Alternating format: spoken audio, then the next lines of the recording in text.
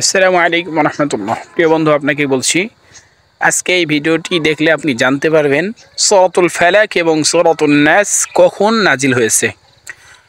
আমাদের প্রিয় নবী হযরত মুহাম্মদ মুস্তাফা সাল্লাল্লাহু আলাইহি ওয়াসাল্লাম, যাকে আমরা আমাদের জীবনের চাইতেও হাজার হাজার লক্ষ গুণ বেশি ভালোবাসি, সেই মহামানব রাসূলুল্লাহ সাল্লাল্লাহু আলাইহি ওয়াসাল্লামকে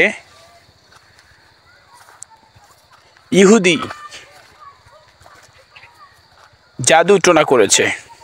রাসূলুল্লাহ সাল্লাল্লাহু আলাইহি ওয়াসাল্লাম দীর্ঘদিন যাবত অসুস্থ। রাসূলুল্লাহ সাল্লাল্লাহু আলাইহি ওয়াসাল্লাম তিনি অসুস্থতায় কাতরাচ্ছেন। এ অবস্থায় একদিন রাতে রাসূলুল্লাহ সাল্লাল্লাহু আলাইহি ওয়াসাল্লামকে স্বপ্নে দেখানো হলো। রাসূলুল্লাহ সাল্লাল্লাহু আলাইহি ওয়াসাল্লাম তিনি শুয়ে আছেন, তার পায়ের কাছে একজন আর তার মাথা মোবারকের কাছে একজন ফেরেশতা এসে কথোপকথন করছেন যে রাসূলুল্লাহ সাল্লাল্লাহু আলাইহি ওয়াসাল্লামের কি হয়েছে, জাদুগ্রস্ততা হয়েছে, কে জাদু করলো। তখন আরেকজন ফেরেশতা বলতেছে, ইহুদির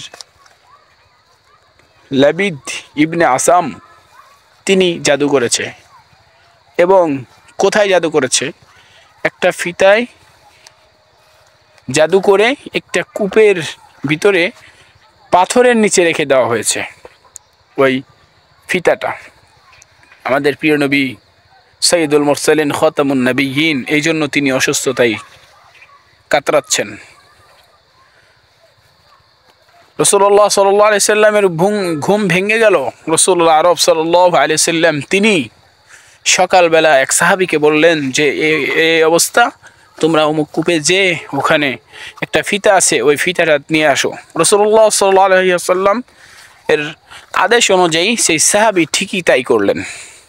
রাসূলুল্লাহ সাল্লাল্লাহু আলাইহি সাল্লামের হাতে ওই ফিতাটা এনে দিলেন এবং ওই ফিতাটি সূরাতুল ফালাক এবং সূরাতুন নাসের এই 11টি আয়াত তেলাওয়াত করে ওই প্রত্যেকটা গিরায় ফুঁক দিলেন, আর আল্লাহর রাসূল সাল্লাল্লাহু আলাইহি সাল্লাম সুস্থ হয়ে গেলেন।